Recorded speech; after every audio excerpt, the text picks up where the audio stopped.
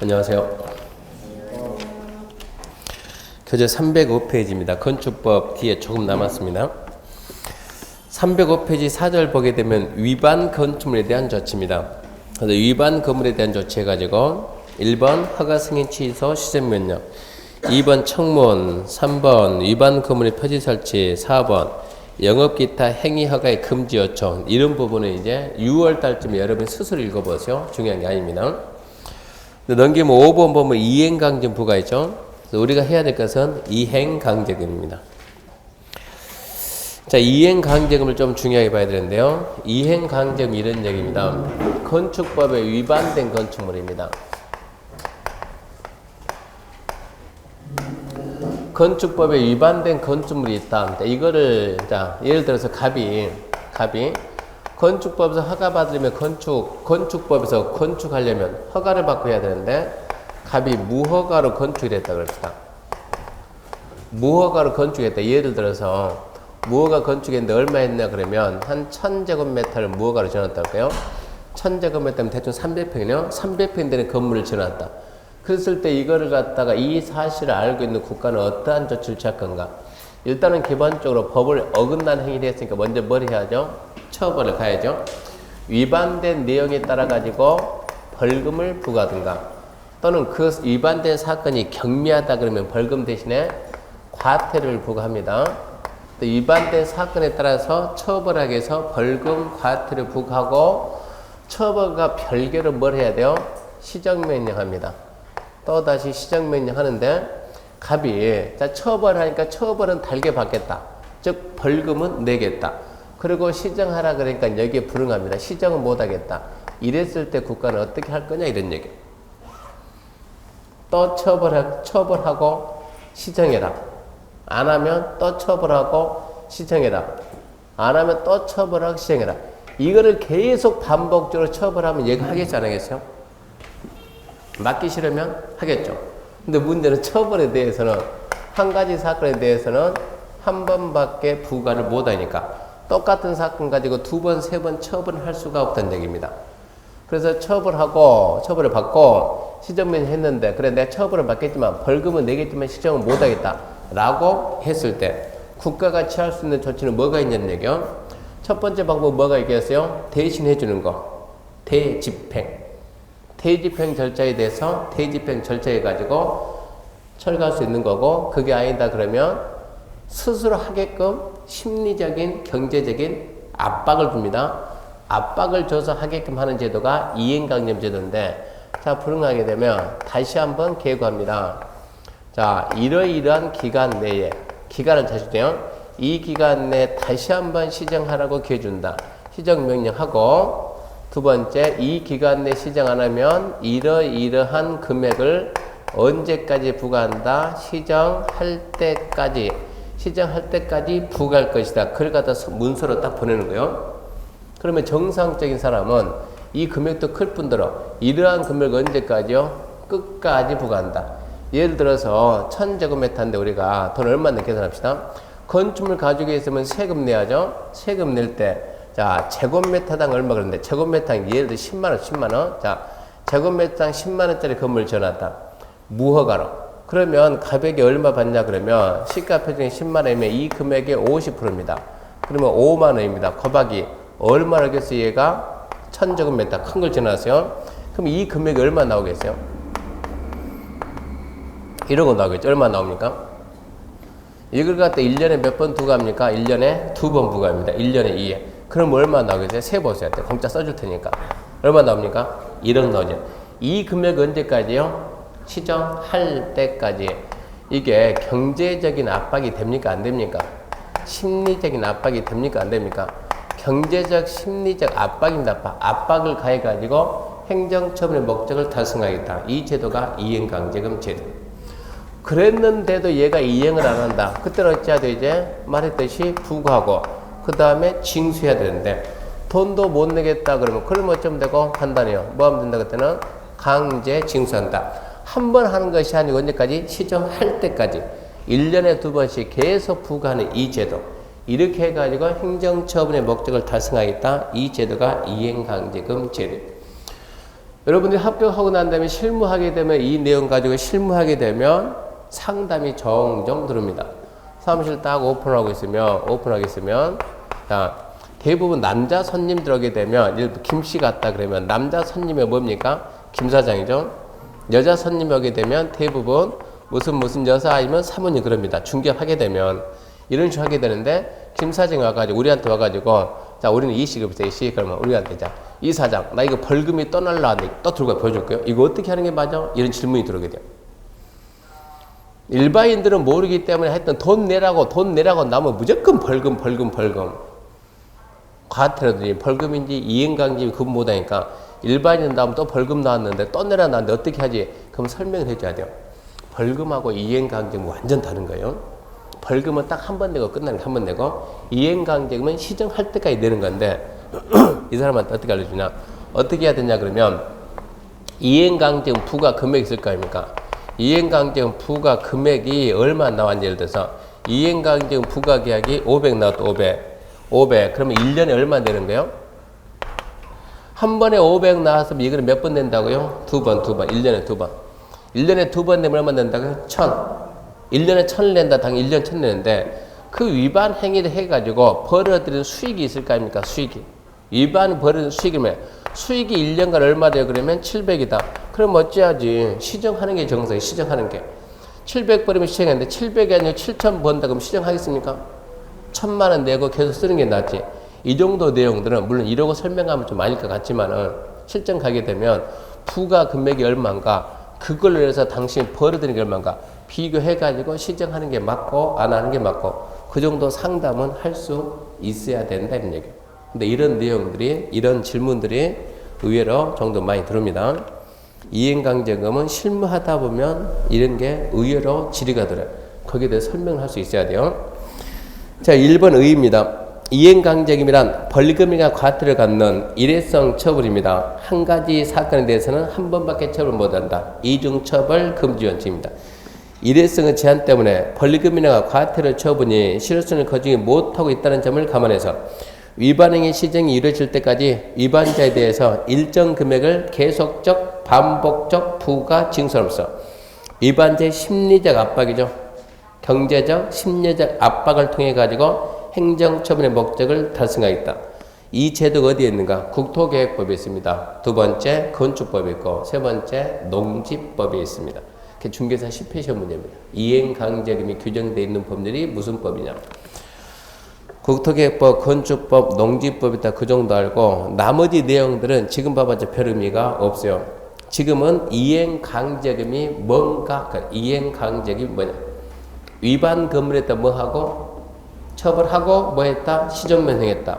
거기에 대해서 뭐 하더라? 불응하더라. 다시 한번 시정하라고 명하고 그래도 불응하면 그러니까 시정명령이 두 번 나가요. 두 번. 그래도 불응한다 그러면 일정한 금액을 언제까지 시정할 때까지 반복 부과한다. 그 제도를 보고 이행강제금 제도라고 한다.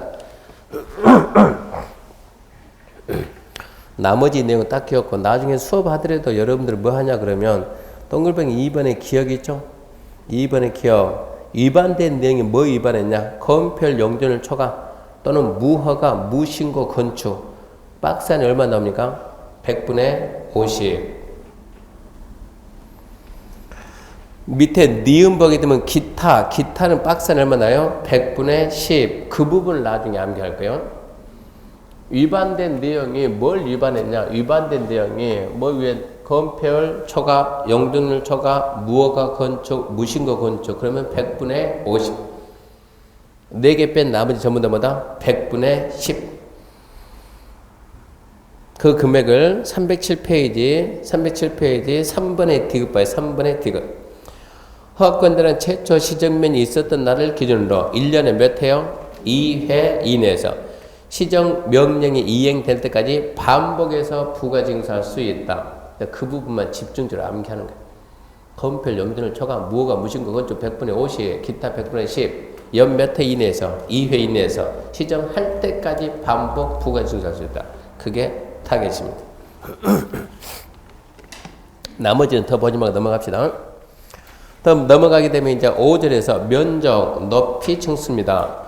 면적 해가지고 첫 번째 대지 면적, 두 번째 건축 면적, 세 번째 바다 면적, 네 번째 연면적. 면적은 네 가지인데 첫 번째 대지 면적은 대지의 수평 투영 면적이다. 대지 면적은 대지의 수평 투영 면적을 한다. 위에서 딱 바라다 봤을 때 투영이 그죠? 보이는 부분의 면적인데 이런 얘기입니다.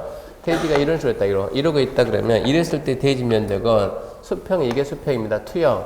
위에서 내려다 봤을 때 그럼 이쪽 건 여기 보이겠죠? 여기 보이겠네요. 이 면적, 이게 우리는 수평 투영 면적입니다. 그 다음에 다음 어느 하나에 해당하는 면적은 제외한다.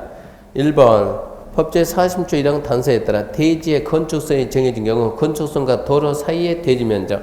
1번은 무슨 얘기인가 그러면 앞전 주에 이 건축법 공부했죠. 건축성 공부했는데 자, 이 도로 막힘이 없죠. 막힘이 없으면 무슨 도로요? 통과도로. 폭은 몇 메타 나와야 돼요? 4m 이상 나와야 돼요. 자, 여기에 이러고 대지가 있다. 대지가 있고 자, 이게 가로가 10m고 세로도 10m다.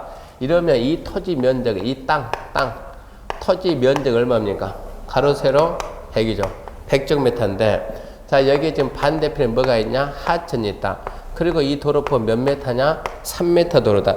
그러면 원래 정상적이면 이렇게 도로와 대지 경계선이 건축성이 돼야 되는데 소요 너비에 못 미쳤죠. 4m 되는데 4m가 안 됐죠. 근데 반대편에 뭐가 있어요? 하천. 이쪽으로 후퇴가 돼야 한대요? 안 되죠. 하천이 있는 쪽에서 얼마만큼 소요 너비 4m만큼 물러난 선. 이게 건축성이 되고 이 부분이죠. 이 부분 이렇게 이 소요 너비에 미다르는 도로와 이 선이 건축성이니까 건축선 사이 이런 부분 면적은 대지 면적에서 제외한다. 얼마가 물러났어요? 1m. 얼마 남았어요? 9m 곱하기 10 그러니까 토지 면적은 100이 맞지만 대지 면적 얼마라고요? 대지는 90이다. 이러고 계산한다는 얘기입니다. 2번 대지에 도시계 시설인 도로, 공원 등이 있는 경우 도시계 시설에 포함되는 부분도 대지 면적에서 제외한다. 여기 이러고 자 여기에 이러고 지금 대지가 있고 자 여기도 가로 10m 세로 10m 이런 토지가 있습니다. 면적은 얼마입니까 하면 이 토지 면적은 100제곱미터인데 도로가 주변에 도로가 없는데 토지 이용계획 확인서를 봤을 때 빨간색으로 도로가 이러고 싹 지나가요. 싹 지나가면서 서로 이류해가지고 막 이렇게 8에서 10m 이 표시가 딱 되어 있어요. 그러면서 저촉이 뭐라겠어요? 이 토지 일부가 어디에? 도로에 포함되어 있다. 포함되어 있는 게 이게 지금 이 길이가 얼마냐? 이게 2m더라. 2m. 그러면 이 부분이 지금 뭐라고요? 서로 뭡니까? 도로죠. 도로. 내 토지의 일부가 어디에 포함되어 있다? 도로에 포함되어 있다. 이 부분의 면적은 대지 면적에서는 어쩐다? 제외한다. 토지 면적 얼마가 맞는데? 100이 맞는데 대지 면적은 100이 아닌 이 부분이 빠지니까 얼마 남았어요? 8 곱하기 10. 대지 면적 얼마다? 80이다. 대지 면적은 80이다. 이런 식으로 설명해야 돼요. 땅 면적은 100인데 대지 면적 얼마라고요? 80. 이 땅을 갖다 누구한테? 자, 갑에게 중개했습니다. 갑이 샀습니다. 갑이. 그래서 내 땅이 지금 얼마라는 얘기입니까? 네 땅 면적 얼마다? 100이다. 100. 대지는 뭐냐? 대지라는 것은 건축할 때 쓰는 면적이 대지 면적 곱하기 건폐를 하면 뭐가 나와요? 건축 면적. 여기서 말하는 이 대지 면적은 80이다. 그러면 20은 뭐냐? 20은 내 땅이냐 남의 땅이냐? 누구 땅입니까? 네 땅인데 현재는 네 땅인데 나중에 국가에서 도로 설치하네요? 설치하겠죠. 설치하면 이 부분이 수용이 돼야 한대요? 수용되겠죠. 물론 뭐 받고? 보상을 받고. 그때는 어쩐다? 그때는 네 땅이 아니다. 수용이 당할 거니까. 수용당의 전까지는 네 땅 맞다. 수용당의 전까지는 네 땅 면적 얼마? 100. 수용이 된다 그러면 얼마라고요? 80. 그러니까 건축할 때는 애초부터 이 부분을 빼고 나머지만 가지고 뭐를 본다? 대지 면적 본다. 이런 얘기요. 대지 면적은 80. 2번이 그런 얘기입니다. 대지에 도시계획 시설인 도로, 공원 등이 있으면 그 시설에 포함된 부분은 대지 면적에서 제외하라 이거고. 자, 큰 2번입니다. 건축 면적. 건축물이란 건축물 지표면 1m 이하는 제외하고 외벽, 중심선, 외벽이 없으면 외곽, 기둥, 중심선 둘러싸인 부분의 수평, 투영 면적이다. 건축 면적은 건축물의 외벽. 외벽이 없으면 외곽 기둥. 무슨 선이요? 중심선. 포인트는 중심선입니다. 중심선. 건축 면적이라 봅시다. 자, 이러고 대지가 있다 합시다. 건축물이 이렇게 있습니다. 이런 식으로 해가지고 이렇게 건축물이 있다. 이랬을 때 건축 면적 그러면 벽에 바깥 벽에 내부선, 외부선, 중심선입니다. 중심선, 중심선 둘러싸인 수평, 투영 면적. 이 부분은 뭐라고요? 건축 면적입니다. 위에서 딱 내려봤을 때 건축물이 대지를 점유하는 면적. 2층을 없이 2층 이런 식으로 2층을 갖다 이루어 줍시다. 이렇게 2층을 이런 식으로 해가지고 이렇게 1층, 2층짜리 건물이 있다. 이랬을 때 건축 면적은 바깥벽 위에서 봐요. 위에서 내려다보게 되면 1층이 바깥벽이겠죠. 바깥벽 중심선. 이제 오른쪽은요. 얘보다는 2층이 바깥벽이죠. 바깥벽 중심선. 둘러싸인 수평 투영 면적. 이 면적이 뭐가 돼요? 이게 건축 면적이다. 그럼 이제 이 노란 선은 뭐밖에 안 돼? 너는 1층 바닥 면적입니다. 1층 바닥 면적. 이렇게 하게 되면 2층 벽에 중심선 둘러싸인 수평 투영 면적. 이 부분의 면적은 2층의 바닥 면적. 이런 식으로 표현한 거예요.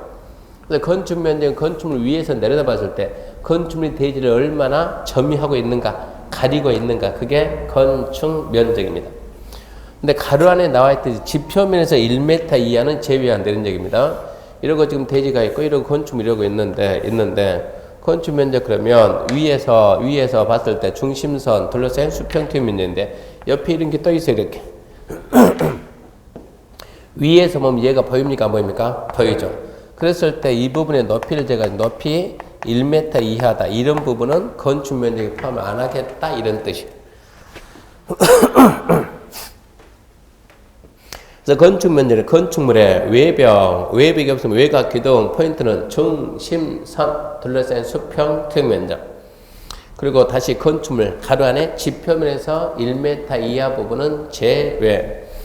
그 다음에 동글뱅이 1번 아직은 출제된 적이 없습니다. 6월 달쯤에나 설명합니다. 3번 바닥 면적입니다.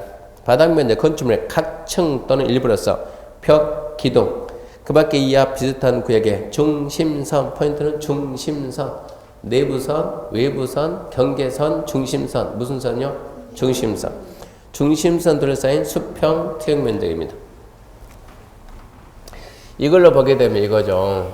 바닥 면적은 원래 바닥 면적 그럴 때는 그냥 바닥 면적 하지 말고 뭐뭐의 바닥 면적이에요. 뭐뭐의 바닥 면적. 이것은 1층 바닥 면적, 2층 바닥 면적. 이게 바닥 면적 개념이요. 1층 바닥 면적, 2층 바닥 면적. 그래서 평면을 봅시다. 평면으로. 이렇게 해서 우리가 1층이 있다 그러고 여기 이러고 2층이 있다고 합시다. 2층 이렇게 종류를 4가지 씁시다. 자, 1층에 따라 우리가 슈퍼 합시다. 여기를 약국을 하고 중개사무소 갑, 중개사무소 을 그리고 당구장을 한다고 그랬을까요? 이랬을 경우에 바닥 면적은 자, 이 부분을 우리가 1층이라 하고 여기를 2층이라 한다 그러면 1층의 바닥 면적은 이렇게 벽, 기둥, 중심선 둘러싸인 수평 투영 면적. 이게 뭐라고요? 1층의 바닥 면적. 이면서 뭐라고요? 슈퍼 바닥 면적. 둘은 똑같은 거예요. 2층 바닥 이름 되겠죠? 2층 벽, 무슨 선? 중심선, 둘러싸인 수평. 이게 2층 바닥 면적. 이렇게 하게 되면 이 부분 하게 되면 이것은 중개사무소 갑의 바닥 면적이요. 이 부분은 중개사무소 을의 바닥 면적이요. 이 부분은 그냥 순수하게 약국의 바닥. 이런 식으로 하는 거예요. 이게 바닥 면적 개념이에요. 그래서 바닥 면적은 각층, 슈퍼 같으면 각층 되죠. 약국은 일부죠, 일부. 그래서 각층 또는 일부로서 벽, 기둥, 그 밖에 이하 비슷한 구역의 중심선 둘러싸인 부분의 수평 투영 면적이다. 2번 벽, 기둥의 구역이 없는 건축물. 벽, 기둥의 구역이 없다 그런 것은 이렇게 생각하면 됩니다. 이렇게 해가지고 저기 지표면인데 땅바닥이고 여기 이렇게 기둥이 있고 여기 이렇게 지붕이 있다. 이런 것도 있죠. 구역이 안 돼 있죠. 막힘이 없죠. 주유소 가면 종종 나옵니다. 이랬을 때 바닥 면적은 지붕 끝에서 안쪽으로 1m 후퇴, 지붕 끝에서 안쪽으로 1m를 후퇴한 선으로 둘러싸인 부분에 수평, 투영 면적 이런 식으로 합니다. 벽 기둥에 구역이 없는 건축물 그러면 빨리 주소 생각하고 지붕 끝에서 1m 후퇴한선으로 둘러싸인 수평, 투영 면적.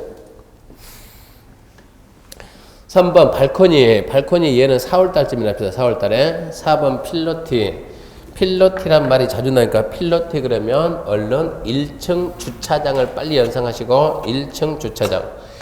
1층 주차장 이런 얘기입니다. 요즘은 전국 어디 가든 간에 주차난이 심각해가지고 자 건축 이렇게 했습니다. 4층짜리 건물 4층짜리 이렇게 해가지고 1층을 갖다 여기 이런 식으로 이제 기둥 여기에 기둥 여기다 기둥 해가지고 자 이 공간입니다. 공간 해가지고 이 부분을 갖다 대부분 요즘 뭘 활용해요? 대부분 주차로 활용 많이 해요. 이런 공간 부분을 우리는 뭐라 한다? 거기 나왔듯이 필로티 한다. 필로티. 바닥 면적에 포함을 할까 말까 조건이 4가지입니다. 바닥 면적에 포함을 할까 말까 그러면 첫 번째 사람이 다닌다. 보행. 그럼 바닥 면적에서 제외. 차가 다닌다. 차량 통행. 그러면 제외. 이걸 갖다가 주차 공간을 쓴다. 그러면 제외. 저 건축물이 공동주택이다 이러면 제외. 넷 중에 하나에 해당하면 제외. 근데 사람도 안 다니고 차도 안 다니고 주차장 활용하지 않고 공동주택도 아니다 그러면 바닥 면적에 포함하는 거예요. 포함하고 제외하고 무슨 차이점이 있는가? 만약에 이게 바닥 면적에 포함한다 그러면 1층, 2층, 3층, 4층까지 가지만 얘가 바닥 면적에 제외되게 되면 이게 한 층이 이러고 더 올릴 수가 있어요. 그러니까 포함하느냐 제외하느냐 상당히 중요한 얘기요. 읽어볼게요. 필로티.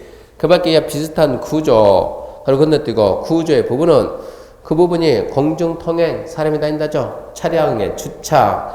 공중통행 빠졌네. 차량통행도 있어요. 나중에 기본서 나옵니다. 공중통행 사람이 다닌다. 차량통행 차가 다닌다. 차량의 주차 공간을 쓴다.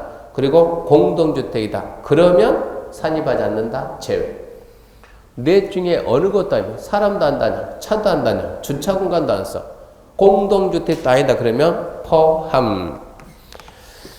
4번 연면적입니다. 연면적은 하나의 건축물의 각층 바닥 면적 합계다. 각층 바닥 면적 합계를 보고 연면적 그럽니다.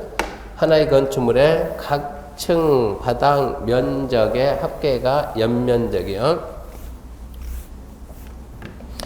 이렇게 지금 자 이렇고 지금 대지가 하나인데 이러고 하나의 대지를 합시다. 하나의 대지인데 자 지표면 있고 여기 이런 식으로 해가지고 지하 1층 해가지고 1층 2층 3층 했다고 이렇게 자 우리는 여기 3층 전부 다 100 그럽시다. 100 여기도 100 여기도 100 여기는 1, 2, 3층은 전부 다 이것은 주택이고 주택 지하층 100이 있고 여기도 있지만 50 해가지고 여기에다가 주차장을 만들기 주차장 이렇게 여기에다가 주차장을 따로 지어놨다. 이랬을 때 이 대지의 연면적은 얼마냐? 연면적 뭐라고요? 각층 바닥 면적의 합계니까. 이거는 지금 이렇게 건물이 두 동이 있으면 그때는 뭐라 그래요? 연면적 합계입니다. 합계 두 동이 연면적 합계. 하나만 놓고 있을 때 뭐라고요? 연면적. 두 동이 있으면 이 대지는 연면적 합계. 그러니까 하나의 대지의 건축물이 한 동이 있으면 연면적이라고 두 동 이상 있으면 더해가지고 연면적 합계라고 한다. 그것도 알아야 돼요. 이랬을 때 지금 두 동이 있으니까 이거는 주택이고 어쨌거나 얘는 뭡니까? 주차장이면 두 동이 있어요. 이랬을 때 연면적은 얼마입니까? 여기서 연면적은 뭐라고요? 연면적 합계 얼마입니까? 그러면 다 돼야 돼요. 100, 200, 300, 450 얼마니까 얘는 450이다. 이게 연면적. 이 대지의 연면적 합계를마다 450이다. 그런데 용적률 산정할 때는 다음에 해당하는 면적은 제외한다. 용적률 개념 생각납니까? 건폐율은 뭐라고 했어요? 대지 면적에 대한 건축 면적의 비율. 용적률은 대지 면적에 대한 연면적의 비율인데 하나의 대지에 두 동 이상 있으면 항상 그때는 합계 연면적 합계. 이랬을 때 연면적은 얼마냐 이런 얘기요. 이 연면적을 그대로 쓸 거냐 이런 얘기요. 이 연면적에서 하나, 둘, 셋, 네 가지를 제외한다. 네 가지. 첫 번째 뭐 제외한다요? 지하는 제외한다. 두 번째 지상층에 있는 부속 용도 주차장도 제외한다. 세 번째 초고층 춘초고층 피난 안전구역 제외한다. 네 번째, 경사지붕 아래에 있는 대피 공간입니다. 경사지붕 아래에 있는 대피 공간도 제외한다. 이게 나중에 이제 본 수업 들어가면 엄청나게 중요해요. 이걸 계산을 해야 되니까. 그러면 자, 이 내용 그대로 놓고 용적률 계산할 때 연면적을 얼마입니까? 한번 해봐요. 뭐 빼고? 지하 빼고. 용적률 할 때는 지하 제외. 두 번째, 지상층 주거 이거 뭡니까? 주택이니까. 부속이죠. 부속도 주차장을 제외하고. 그러면 실제 얼마밖에 안 돼? 그럼 이것은 얼마밖에 안 됩니까? 300밖에 안 된다. 이런 식으로 말해야 돼. 용적률 계산할 때 연면적. 그냥 연면적은 각층 바닥 합계니까 바닥 면적에 해당하는 것은 다 더해라. 450. 용적률 계산할 때는 거기서 뭐를 제외해라? 지하층을 제외하고 지상층 일반정 부속용도 주차장 제외하고 초고층 책 나오면 초고층 준초고층 제대로 나옵니다. 초고층 준초고층 피난안전구역 제외. 네 번째, 경사지붕 아래 대피 공간 제외.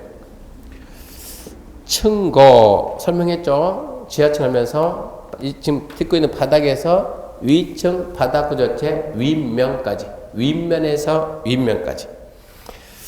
6번 층수입니다. 층수란 승강기탑, 계단탑, 막루, 장식탑, 옥탑, 기타 이하 비슷한 건축물의 옥상 부분에서 수평 투영면 합계가 건축 면적의 8분의 1 이하인 것은 층수에 산입하지 아니한다.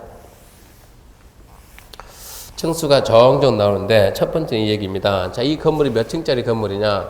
몇 층짜리 건물인가 쫙 해가지고 이러고 있습니다. 1층, 2층, 3층입니다. 옥상에 가서 봤더니 떠 있습니다. 이렇게 튀어나온 게 있습니다. 이렇게. 자, 튀어나왔으니 이게 뭡니까? 탑입니다. 탑. 승강기가 올라가면 승강기 탑, 계단 올라가면 계단 탑. 이게 3층짜리 건물이냐, 4층짜리 건물이냐, 이런 거 물어보면, 자, 이걸 갖다 층으로 볼 거냐, 말 거냐. 자, 건축면적, 먼저 건축면적. 건축면적 계산하고, 건축면적 계산할 때 100 나왔다 합시다. 100제곱미터.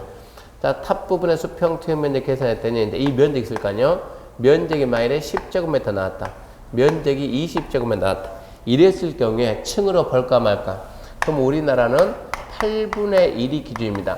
8분의 1 기준 해가지고 옥상 탑 부분의 수평 투영 면적이 건축 면적의 8분의 1 이하 그러면 제외, 8분의 1 초과 그러면 포함. 10제곱미터면 얼마입니까? 10분의 1이죠? 어쩐다고요? 제외. 20제곱미터 하면 10분의 2니까 5분의 1이니까 포함. 10제곱미터면 몇 층? 3층. 20제곱미터 하면 4층. 이런 식으로 계산해요. 그래서 승강기탑, 계단탑, 뭔가 탑 있으면 탑 부분의 수평 투영 면적이 건축 면적의 8분의 1 이하면 제외하고 초과하면 포함하고. 2번, 지하층은 층수에 산입하지 않습니다. 기억하세요. 지하층은 층수에 산입하지 않는다. 3번, 층 구분이 명확하지 않는 건축물은 3m. 암기야 나중에 문제 풉니다. 층 구분이 불명확하면 4m마다 한 층이다. 자, 여기에 건축물이 있는데, 자, 봅시다. 자, 이 건물 몇 m짜리? 20m. 몇 층이냐? 빵 뚫렸어요. 몇 층이라 할까? 그랬을 때 우리는 4m를 대입해서 몇 층이요? 5층이다. 5층이다. 4번, 부분에 따라 층수가 달리 보일 때, 자, 이 건물은 몇 층짜리 건물이냐? 몇 층짜리 건물이냐? 1층, 2층, 3층이다. 3층. 몇 층이냐? 봤더니 이러고 보이네. 1층, 2층, 3층, 4층 번 이랬을 때 이쪽에 봤을 때는 4층, 3층. 그랬을 때는 최고 많은 층. 많은 층을 층수로 봅니다. 정리하게 되면 승강기탑, 계단탑, 정식탑 만원 나오면 이 옥상 부분의 수평 투영 면적이 건축 면적의 8분의 1 이하면 제외, 초과하면 포함. 지하층은 층수에서 제외. 층 구분이 불명확한 몇 메타? 4m마다 한 층. 위치에 따라 층수 달리보면 제일 많은 층. 거기까지가 건축법입니다. 넘기면 이제 310페이지 5장 주택법 갑니다. 주택법. 이렇게 해서 건축법을 봤고요. 근데 지금부터 하는 건 주택법인데, 주택법은 이제 크게, 주택법에는 이런 내용들이 있어요. 주택법 제1장이 총설인데, 총설에서는 또다시 용어 배웁니다. 제2장이 주택의 건설입니다. 주택의 건설은 무슨 내용이 있냐 그러면 첫 번째, 사업주체라는 용어 나옵니다. 사업주체. 다른 법에서는 시행자 그럽니다. 시행자. 주택법은 주택건설 사업 대의조성 사업을 시행하는 주체다. 사업주체, 다른 법은 시행자. 주택법에서는 뭔가 사업을 하려면 사업계획서 만들어서 승낙받습니다. 이걸 보고 사업계획 승인 그려. 그래가지고 공사 끝나면 준공검사 받는다. 이걸 갖다가 사용검사를 합니다. 사용검사. 그리고 세 번째 나오는 내용이 주택건설 자금 해가지고 크게 5가지 자금 배울 거예요. 그 다음에 제3장이 주택의 공급에 관한 사인데, 주택 공급, 이번에 뭐 부동산 3법이 통과가 되니만이 그 중에 1법이 여기입니다. 그게 뭡니까? 분양가 상한제입니다. 분양가 상한제 적용주택. 그럼 분양가 상한제가 뭔가 알아야 되고, 두 번째, 주택의 공급 질서 유지라는 게 있어요. 청약 통장 팔 수 있어요? 없어요? 없죠. 통장 팔지 말고 그 말 나와요. 세 번째, 투기 과열지구 많이 들어봤을 거예요. 투기 과열지구. 투기 과열지구하고 전매 제한에 관한 내용들을 배웁니다. 투기 과열지구 전매 제한. 그리고 제4장이 주택의 관리에 관한, 주택의 관리에서는 주로 공부해야 될 파트가 하자보수 파트입니다.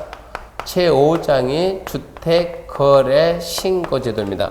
크게 이런 내용들이 있는데, 시험 문제가 주택법은 7문제 나와요. 7문제 나온다 그러면 7문제 나오면은 영어에서 보통 평균적으로 영어에서 2문제 정도 나와요. 그러니까 주택법 영어가 꽤나 많아요. 영어에서 2문제 나오고, 2장 건설에서 평균적으로 2문제 정도 예상해야 되고, 공급이 보통 1문제에서 2문제 예상해야 되고, 이 관리 파트가 안 나오든가 1문제 나오든가, 주택거래 신고제도는 1문제 꼬박꼬박 나옵니다. 이렇게 해서 7문제 나오면 목표를 갖다가 목표를 4문제만 잡아요. 쉽게 나오면 5개도 맞추겠지만 4문제까지는 쉽게 맞출 수 있습니다. 목표를 4문제만 잡아도 60 넘을 때는 아무 지장이 없습니다. 크게 저런 내용이 있다는 거 알고 310페이지 갑시다. 310페이지 1번 총치기에서 1번 처음부터 주택 나왔죠. 주택. 처음부터 주택. 영어에 관한 사항인데 영어가 주택 하나밖에 없네. 영어가 막 한 열 몇 가지 나옵니다. 나중에. 자, 주택의 정의. 주택이란 세대의 구성원이 장기간 독립된 주거생활을 할 수 있는 구조로 된 건축물의 전부 또는 일부 및 체크할래요? 부속 토지를 말하며, 부속 토지가 주택의 범위에 포함이 돼 안 돼 물어보니까 부속 토지가 포함이 됩니다. 체크합시다. 단독주택과 공동주택 구분한다. 단독, 공동, 복합 그러니까 복합은 없고 단독, 공동. 부속 토지도 포함하고 단독하고 공동으로 구분합니다. 함정이 2개 있으니까 기억하시고요. 두 번째 준주택이죠. 준주택이라 주택 외의 건축물과 부속 토지로서 주거실로서 이용 가능한 다음의 시설이다. 1번 다중생활시설. 다중생활시설이 원래 뭐였다고요? 예, 고시원. 옛날은 고시원, 지금은 다중생활시설. 두 번째 노인복지. 세 번째 오피스텔. 네 번째 기숙사.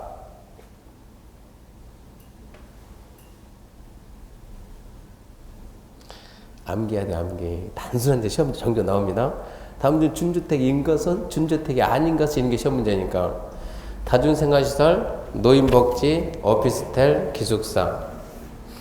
제일 처음에 주택법 만들 때는 3개 있었어요. 주택법 만들 때는 뭐가 있었냐 그러면, 거기 보게 되면 다중생활시설이 원래는 고시원이었죠. 고시원. 그리고 노인복지주택, 노인복지주택, 그리고 오피스텔. 원래 이렇게 3개밖에 없어요. 3개밖에. 잘 만든 3개 있으니까 고시원, 노인복지주택, 오피스텔. 분명히 이것들은 주택은 아닙니다. 주택은 아니지만 주거시설로 이용은 가능하다. 주택은 아니지만 주거시설 이용 가능해가지고 밑에서 위를 읽었어요. 김동성이 친구가 누구예요? 안토 언어 그러면 얘는 우리나라 국민들의 기분이 좋아요, 나빠요? 나쁜 애죠. 그래서 어떤 내가 가라해가지고 너 거 그랬거든요. 너 거. 그 다음에 뭐가 하나 생겼냐 그러면 그 다음에 거기에 기숙사가 생겨가지고 어노코기 그랬어요. 어노코기 그랬는데 이 고가 뭐로 바뀌었어요? 지금은 다로 바뀌었다.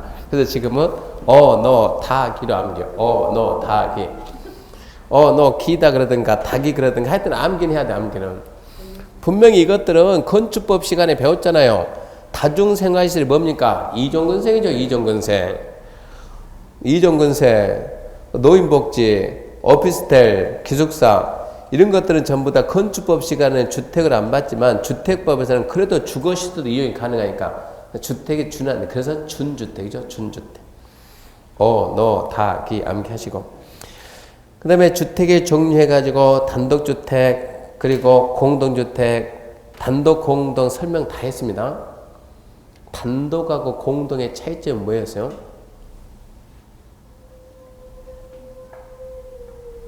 단독하고 공동의 차이점은 단독은 몇 개라고요? 1개. 공동은 몇 개라고요? 2 이상. 뭐가요? 소유권이. 하나의 주거용 건축물에서 소유권이 1개 나오느냐 2 이상 나오느냐. 그 말은 구분 등기가 되냐 안 되냐. 구분 등기가 되면 뭐라고요? 공동주택. 구분 등기가 안 되면 단독주택. 차이점 거기 있었어요. 그러면서 우리가 단독주택에서 알아야 될 내용이 크게 지금 앞전에 단독에는 4개 있었죠. 단독에는 다시 단독, 그 다음에 다중, 그 다음에 다가구, 그리고 공간 4개 있었고 두 번째 공동주택에도 4개 있었죠. 뭐가 있었어요?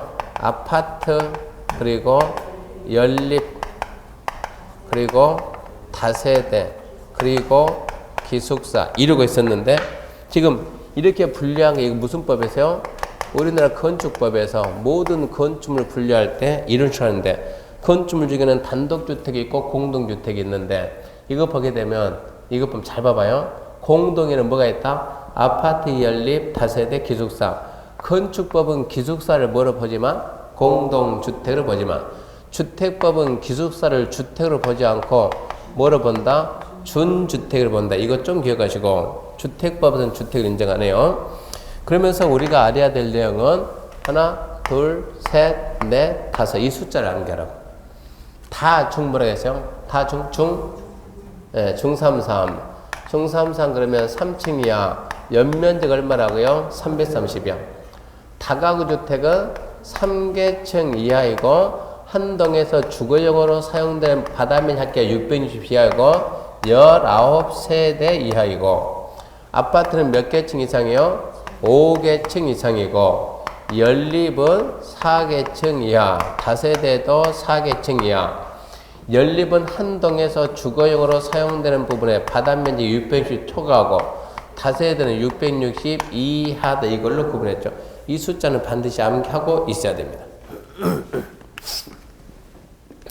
거기 보게 되면 311페이지 위에 보면 아파트 연립 다세대 밑에 주택에 분류해가지고 대지 한 층 바닥 얼마다? 200. 몇 층짜리 있다? 5층까지. 1번 모든 층이 주택이면 그건 뭐다? 아파트. 2번 1층이 음식점이고 나머지 2, 3, 4, 5층이 뭐라고요? 주거용이면 그럼 어떻게 됩니까 이것은? 우리는 이렇게 건축물이 한 동에 있으면 건축물의 종류가 1호부터 몇 호까지요? 28호. 건축물 종류 1호부터 28호까지인데 건축물이 이러고 건축물이 한 동에 있으면 그 중에서 명칭이 하나가 나와야 돼요? 아니면 마음대로 나와야 돼요? 명칭이 하나만 나와야 돼요? 지 마음대로 나와야 돼요?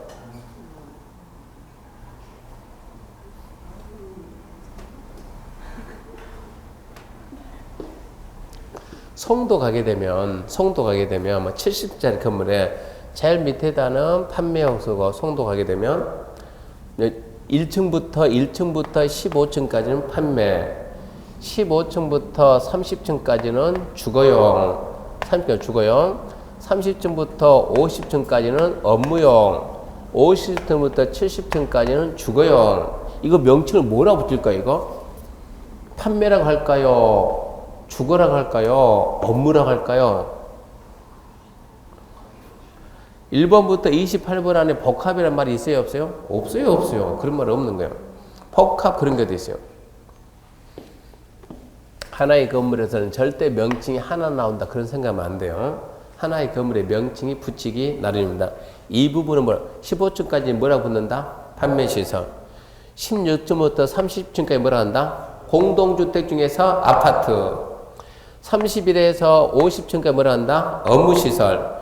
51에서 70까지는 다시 공동주택 중 아파트. 명칭이 4개 붙어요, 4개. 명칭이 4개 붙습니다. 그러면 이거는 1층이 음식점이고 나머지 2, 3, 4, 5층이 주택이다 그러면 1층은 뭐로 받고 음식점이니까 일반 음식점 2종 건설을 하고 나머지 애들은 2, 3, 4, 5층을 묶어가지고 한 층 바닥이 얼마요? 200이니까 얼마 됐어요? 800 됐으니까 그러면 뭐다고? 그것은 연립이다 이러고 말하는 거예요. 그러니까 이제 거기서부터는 이제 명칭이 2개 나와요. 2개. 그 다음에 3번 보면 2층이 상가, 소유 형태가 구분 소유 여부에 따라 다세대 또는 다가가 되는데 지금 2층이 상가고 무슨 얘기냐 그러면 이런 얘기 되겠죠. 이게 지금 5층짜리인데 자 5층입니다. 자 한 층 면적이 얼마라고요? 한 층은 200제곱미터. 1층, 2층은 자 여기도 상가고 여기도 상가다. 3층, 4층, 5층은 자 이거 주거용. 그러면 얘가 상가니까 얘는 상가니까 뭐라고 하겠어요? 1종 근생, 2종 근생 그렇게 갈 것이고 분명 1종 근생, 2종은 분명 들어갔을 것이고 그러니까 얘 둘은 할 때 1종이든 2종이든 뭐가 들어갈 것이고 근생이 들어갈 것이고 그거 난 다음에 주거용 이것은 나머지 3개층은 뭐냐 3개층은 일단은 주택으로 쓰는 게 몇 개층? 3개층 주택으로 쓰이는 부분의 바닥 작계가 얼마라고요? 600입니다. 딱 600. 이러면 뭐를 볼 것이냐? 3개층이면 뭐고? 3개층 이하고 이거죠, 이거. 600이니까 얘는 안 되죠. 600이니까 안 돼요. 그러면서 얼마라고요? 600이면 660 이하 되죠. 초과니까 안 되죠. 660 이하가 되죠. 그러면 여기도 해당하고 여기도 해당하는데 이거를 뭐라고 할 거냐는 얘기요. 그럴 때 소유자가 뭐라 나냐? 자 1층, 2층, 3층, 4층, 5층 해가지고 자 1층 소유자 갑, 2층 소유자 을, 3, 4, 5층 묶어서 3, 4, 5층 소유자 병 이런 뭐가 된다고요?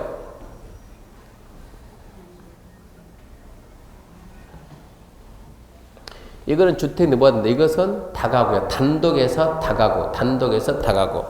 근데 자 여기 3층은 소유자 A, 4층은 소유자 B, 5층은 소유자 C 이런 뭐가 된다고? 이러면 다 세대가 되는 거고. 그러니까 소유 형태가 어떻게 되냐 따라 가지고 그게 봐봐요. 소유 형태가 구분 소유가 되냐 안 되냐. 구분 소유 된다 그러면 뭐가 되고? 다세대 되고. 구분 소유가 안 됐다 그러면 다가구가 됐다 이런 얘기. 처음 문제가 1층, 2층은 5층짜리 건물에서 1층, 2층은 상업용 쓰고 나머지 3, 4, 5층을 주거용으로 쓰는데 이거는 뭡니까? 절대 이런 시험에 안 나와요. 그런 문제 안 나오니까 억지로 그렇게 알려고 하지 말아요. 설명하기 위해서 그러고 설명할 뿐이지 그런 문제는 안 나옵니다. 자, 2절 주택종합계획입니다. 주택종합계획은 6월 달쯤에 설명합니다. 지금 설명한 내용이 아닙니다. 거의 출제 안 돼요. 공법만 한다 그러면 아예 설명도 안 해요. 근데 주택종합계획이 이게 나중에 여러분이 학계론 공부하면 주택 정책 파트 가서 또 나와요, 얘가. 정책 파트에서 나오는데 학계론 시간에 설명 안 해요. 공법에서 배웠죠? 그거 넘어간다는 얘기입니다. 그러니까 제가 설명을 안 해버리면 문제는 공법에서는 이 정도는 과감하게 10년 만에 한번 나올까 말까 하는 거 이 정도는 과감하게 포기해야 돼, 포기. 1년에 끝내야지 무슨 10년 공부, 이거 말이 안 되는 거예요. 이거 포기하고. 근데 10년에 한 번 나면 포기해야 되는데 지금 주택종합계획 우리 시험에 2번 났으니까 공법은 2번 났으니까 포기해야죠. 그러면 해야 되는데 개론 가가지고 또 나오니까 얘가 다 포기할 수 없고 꼭 필요하고 몇 개만 툭툭 찍어가지고 할 거예요. 그러니까 지금 하면 안 되는 거고요. 그 다음에 이제 3절 해가지고 3절이 주택에 건설해가지고 1번 사업주체입니다. 사업주체. 봐봐요. 1번 사업주체란 16조에 따라 주택건설 사업 대의적 사업계 승인을 받아 사업을 시행하는 자. 주택법에서 하는 사업은 2가지가 있습니다. 뭐 해야 되겠습니까? 주택법이니까 당연히 주택건설을 해야 되고 주택 건설하려면 뭐가 있어야 돼요? 대지 있어야 되니까 대지조성. 그럼 주택 건설 사업도 해야 되고 대지조성 사업도 해야 되고 이렇게 주택 건설 사업, 대지조성 사업을 하려면 뭐를 받아야 된다? 이 사업 계획에 대해서 승인 받아야 돼요. 주택 건설 사업하려면 뭘 만들어야 돼요? 사업계획. 대지조성 사업하려면 뭐 만들어야 돼요? 사업계획. 해가지고 뭐 받아야 돼요? 승낙 받습니다. 승낙. 그래서 사업계획 승인합니다. 사업계획 승인. 그래서 주택건설 사업계획 승인, 대지조성 사업계획 승인. 건축법은 건축허가 그런데 주택법은 명칭이 사업계획 승인, 사업계획 승인. 그래서 주택건설 사업계획 승인, 대지조성 사업계획 승인마다 사업을 시행하는 자. 다른 법에서는 시행자. 이 법에서는 사업주체.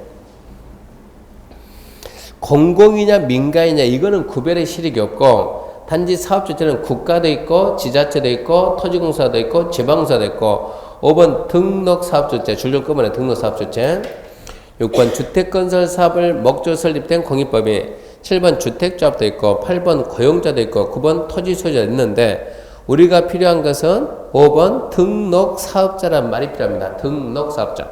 등록사업주체, 등록사업자 그럽니다. 등록사업자.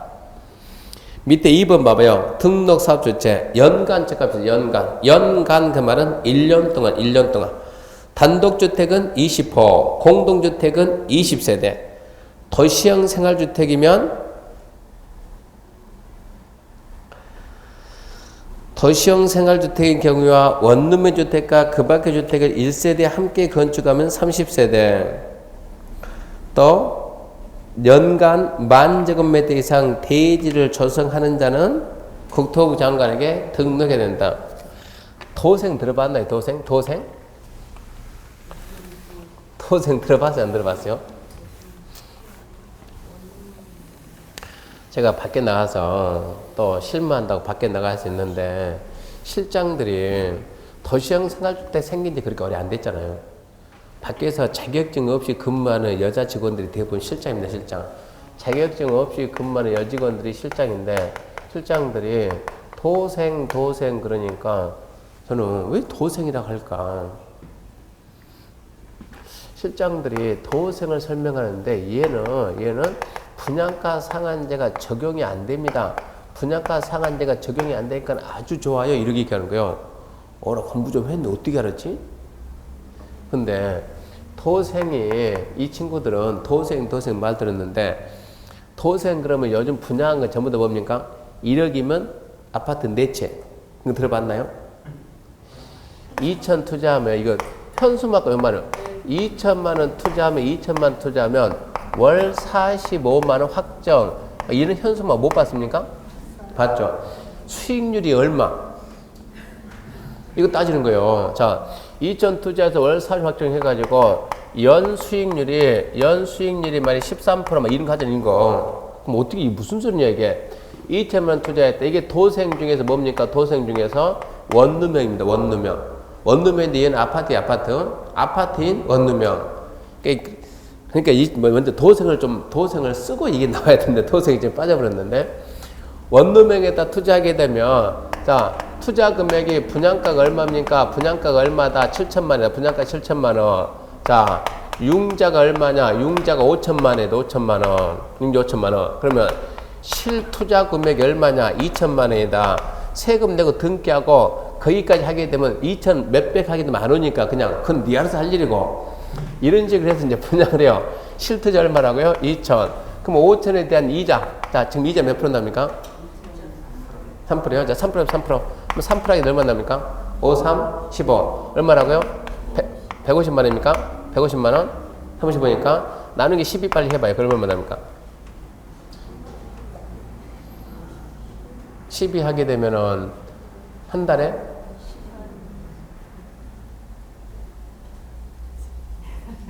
얼마나요?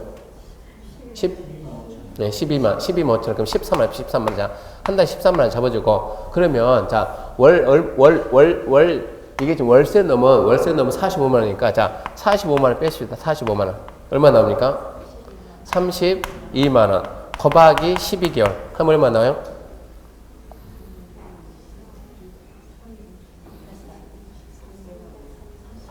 3, 8, 4. 네, 384만 원입니다. 384만 원. 자, 2천만 원 투자해가지고 빨리 해요. 2천만 원 투자해가지고 1년에 384만 원 나오면 수익률 얼마입니까? 13%씩 넘었네. 15%도 넘었죠. 얼마나? 네. 그러니까 18%? 19.9%? 그러면 연 수익률이 얼마요? 19%. 이러고 분양하는 거. 그러니까 수익률이 이러고 빼거든요. 이러고. 이런 식으로 수익률 빼고 있는데. 이래서 이것만 잘못했네. 연 수익률 몇 프로요? 19%. 대단한 거 아닙니까? 요즘 이자가 몇 %? 3%인데. 이런 데서 말하는 게 뭡니까? 도생 중에서 원룸인데, 개 중에 실장 중에 아는 사람도 있지만 초보 실장들은 옆에 고참 실장이 도생이니까 따라서 도생 그러는데, 도생이 뭔지 몰라요. 도생이 뭐라고요? 도생이 도시형 생활주택입니다. 도시형 생활주택. 그러니까 분양가 상한제 적용 대상이 뭡니까? 물어보면 몰라요. 이분들이 모르면서 분양가 상한제 적용 안 받아요. 그게 자기하고 무슨 관계가 있을까? 제가 봐도 아무 도움이 안 될 텐데. 그러니까 분양가 상한제 적용 안 받고 뭐 어쩌고 얘기 떠들어야 되니까 제가 보면서, 아니 근데 분양가 상한제 적용 대상이 뭐예요? 그걸 모르거든요. 도생이 도시형 생활, 저는 결정타가 뭐냐 그러면 주택이라는 거 몰라요. 주택이라는 게 이게 주택인데 사실은 도시형 생활 주택인데, 이 내용이 우리 시험에서는 아주 자세히 나와요. 도시형 생활주택이. 도생은 다른 법에서 나온 것이 아니고 도생은 주택법에 나옵니다. 주택법에서. 도생은 주택법 나오는데, 도생이라는 것은 300세대 미만 건설합니다. 쫙 보게 되면 조감도가 쫙 해가지고 이쁘게 지어놓고 난 다음에, 자, 이 조감도 보면 딱 해가 옆에다가 이제 건축되어 있잖아요. 막 써놓고 난 다음에 총 700세대인데 그 중에서 자, 도생이 299세대, 그리고 오피스텔이 700에서 29 빼면 얼마 나왔어요? 401세대면 401호를 해야 되는데, 이것은. 근데 왜 이러고 써는지를 몰라요. 왜 도생이 299고 총 700실을 졌는데 700개를 나눴는데 왜 도생이 299고 왜 오피스텔가 401인가 이걸 모르는 거예요.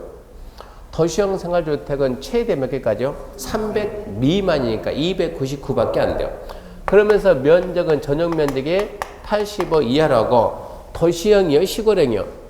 도시형. 그러니까 이것은 도시 지역에만 건설은 도시지역에. 관농자는 안 돼요. 관농자는 안 되고 도시지역이면 건설하는데, 건설 형태는 짓는 사람 마음인데, 이거는 지금 도생은 건축하는 사람들이 내가 건축해서 살겠다는 대한민국에 단 한 명도 없어요. 뭡니까? 전부 다 분양하겠다. 분양받는 사람은 분양받아서 살겠다가 단 한 명도 없어요. 전부 다 뭐 한다고요? 세받겠다. 그러니까 이게 이제 일명만은 수익용이 되는데, 수익용 부동산인데, 짓는 방법은 연립식으로도 지을 수가 있고, 짓는 것은 다세대로도 지을 수가 있고, 그리고 세 번째 원룸형으로 지을 수 있다. 세 가지 나와요. 단지형, 연립, 단지형, 대대, 원룸형이 있는데, 원룸형은 어떻게 짓습니까? 원룸형은 아파트로도 지을 수가 있고, 연립으로 지을 수가 있고, 다세대로도 지을 수 있다. 이렇게 나오는 거예요. 그러면 무슨 얘기냐 이게? 아파트로 지을 수 있고 연립지역 다세대 지을 수 있다. 이런 얘기가 됩니다. 도생을 지을 때 어떻게 지을 거냐? 쫙 해가지고 자요. 1층, 2층, 3층, 4층, 5층 합시다. 한 층의 면적을 200이라고 합시다. 200. 한 층이 바다면 200. 한 층에 200이면 꽤 크죠? 200제곱미터면. 나눠가지고 자, 방을 하나, 둘, 셋, 넷, 다섯 해가지고 한 개 면적을 40제곱미터 해가지고 전부 다 방을 한 개 만들어. 이게 뭐예요? 원룸이에요. 원룸인데, 자, 1층, 2층, 3층, 4층, 5층 전부 다 주택. 전부 다 이게 뭐가 구분등기 다 되는 게 분양이니까 다 구분됩니다. 그러면 이게 지금 현재 몇 층이라고요? 5층이다. 그럼 이거는 뭡니까? 아파트지. 아파트이면서 뭐라고요? 원룸형이에요. 원룸형. 그럼 하나만 딱 집어 이렇게. 한 층만 싹 쳤어 이렇게. 한 층만 싹 치면 이제 4개층 남았네. 자, 4층이 남았다. 4층. 4층 남고 한 층당 면적 얼마라고요? 200. 2, 4, 8. 그럼 뭡니까 얘는? 연립입니다. 연립이면서 얘는 원룸형입니다. 형태가 원룸형. 자, 한 층만 더 집어 이렇게. 한 층만 더 뗐다. 그럼 이제 3층이네 3층. 3층이다. 그러면서 600이 됐죠. 그러면 얘는 뭐가 돼? 얘는 다세대가 돼요. 그러면서 원룸형. 그래서 원룸형은 아파트도 지을 수 있고 연립 지을 수 있고 다세대 지을 수 있다.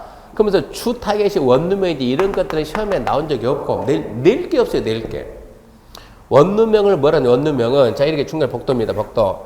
자 원룸 들어가 봅시다. 복도 들어가면 자 옆으로 해가지고 방을 쫙 빼면 옆으로 해가지고 얘도 마찬가지로 양쪽으로 방 빼니까 이렇게 해서 자 여기가 101호다. 101호 102호 103호 쫙 나가겠죠. 102호 들어가 봅시다. 들어가니까 분명히 현관문 있죠. 다 문은 다 있어야 되니까 현관문 옆에 딱 보게 되면 오른쪽에 100% 뭐가 있어요?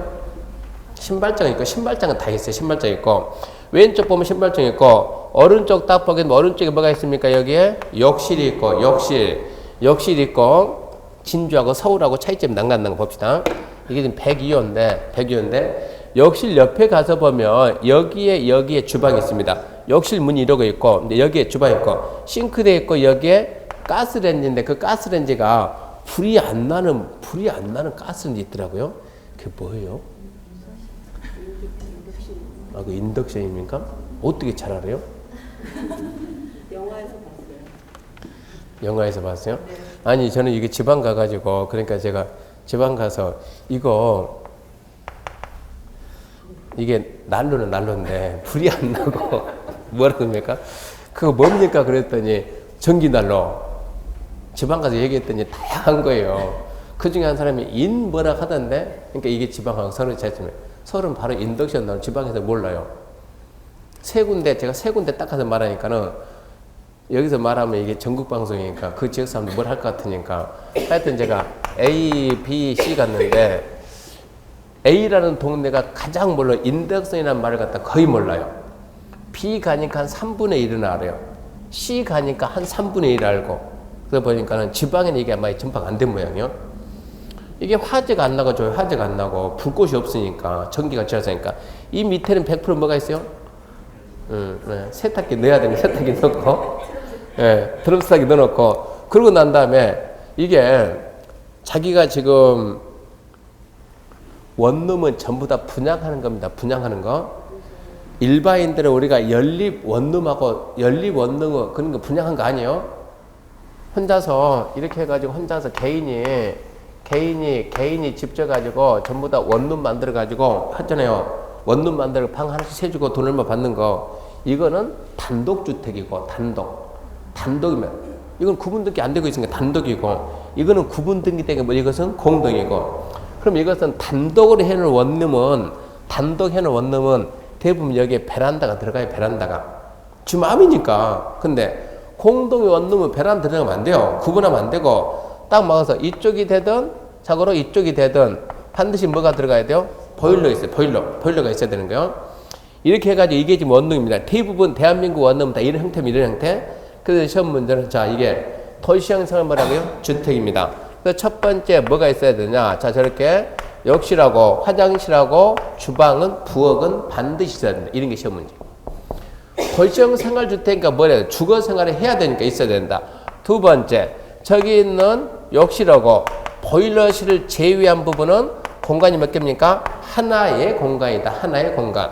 그러면서 이 면적이 30제곱미터 이상이면 면적이 30제곱미터면 몇 평입니까? 평을 하게 되면 대충 9평 돼. 9평. 방 하나가 9평이면 큰 거예요? 작은 거예요? 방 한 칸이 크죠. 엄청 큰 거예요. 그러니까 30 이상이면 2개 공간 할 수 있다. 30 이상이면. 그러면서 세 번째 원룸의 면적은 14에서 50제곱미터다. 네 번째 지하층에는 하지 마라. 지하층에는 하지 마라. 이런 게 우리 시험 문제. 도생에서 도시형 생활 때 원룸에 관한 설명이다. 옳은 것은 틀린 것은 독립된 주거 생활이니까 욕실하고 부엌은 있어야 되고 욕실하고 보일러를 제외한 부분 하나의 공간 하되 30 이상이면 2개 공간 할 수 있다. 면적은 14 이상 50이하 하고 그리고 지하층에는 설치해서는 안 된다. 여기에다가 지금 뭔 말 하려고 하냐 그러면 지금 이제 정년퇴직을 하게 되면 퇴직금 들고 나오면 세상에 사기꾼이 너무 많아가지고 순서. 자, 사기꾼한테 제일 먼저 당한 사람 순서가 있어요. 제일 먼저 당한 사람이 누구랍니까? 예? 군인이요? 예, 경찰 그러던데 경찰. 말도 안 되게. 예. 그리고 군인 그러대요. 그리고 공무원 그러고 일반 공무원 그리고 교직에 있는 이런 얘기 하던데 그러니까 전부 다 피카피카요. 근데 이분들이 좋은 게 우리가 봤을 때 이분들이 많이 알 것 같은데 아는 사람도 있는데 순수하게 모르는 사람들 사회생활을 못 하다 보니까 이분들이 타겟으로는 진짜 좋답니다. 타겟으로는. 왜 그러냐 그러면 저 들은 얘기입니다. 이분들이 사기 당하게 되면 우리를 뭔가 할 것 같은데 쪽팔리니까 안 한대요. 아니 평생 거기에 있던 사람이 사기 당했을 때 말이 되냐. 그러니까 이분들이 사기다 진짜 들은 얘기예요. 그러니까 경찰들이 퇴직금 들고 나오면 먼저 본 사람이 임자다 그런 얘기예요. 사자지 봤을 때 먼저 본 임자라고. 이런 식으로 하다 보니까 이분들이 돈 들고 나와가지고 쉽게 움직일 수가 없잖아요. 퇴직금 얼마 되지도 않는데 한 방이면 이걸로 이제 50년 갖다 앞으로 지금은 100세 해가지고 40년 50년 살아야 되는데 그래서 이분들이 뭘 많이 했냐 그러면 자, 이 건물을 짓는데 아니면 사던데 이렇게 해가지고 한 층 면적이 만약에 150제곱미터다. 150제곱미터다 그러면 한 40평 되겠네. 40평? 얼추 될 것 같은데? 30평 될까? 그럼 이걸 나눠가지고, 자, 나눠볼게. 나눠가지고 4개 넣으면 4개. 4개 나누면 얼마 됩니까? 160 해줄게, 160. 계산 쉽게. 160. 그럼 얼마입니까, 이게? 40.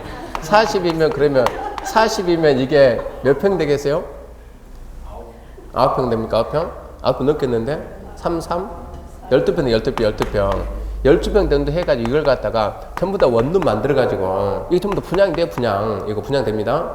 그러니까 애초부터 이걸 갖다가 원룸 해가지고 원룸을 갖다가 분양 안 되게 단독으로 해버리면 이것은 단독주택이요. 근데 이걸 갖다가 공동을 해가지고 12평 정도 해가지고 이걸 갖다가 전부 다 세는 주택 분양은 되는 거예요.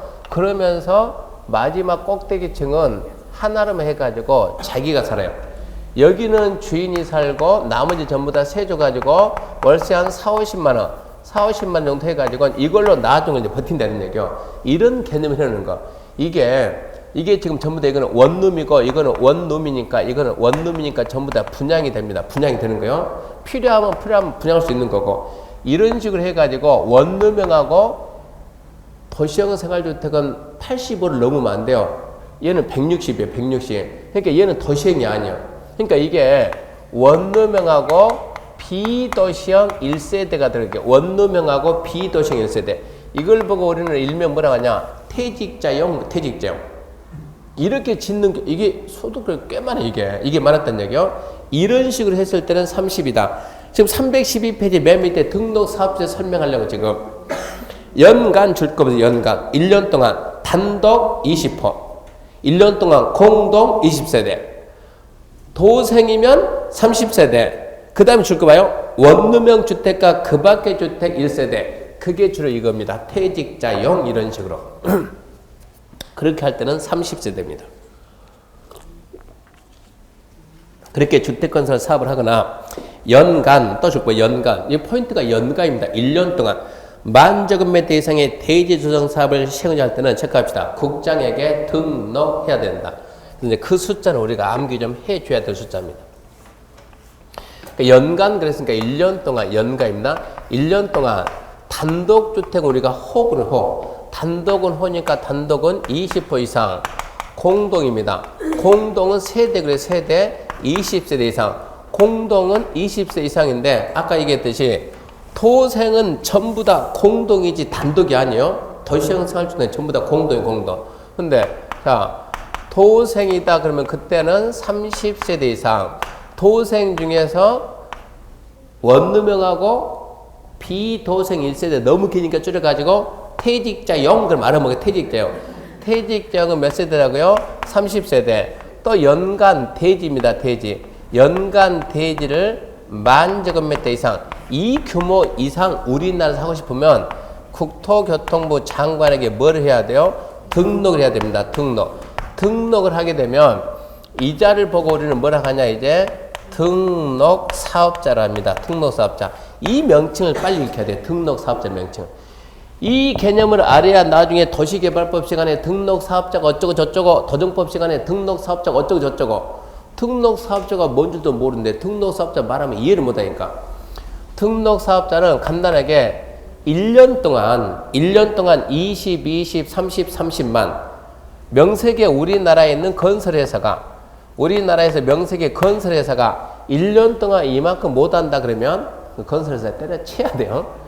그러니까 우리나라 건설회사는 전부 다 뭐라고요? 등록사업자. 이러고 생각해야 돼요. 등록사업자. 등록사업자 이 용어가 필요하니까 다른 법에서 써야 되니까.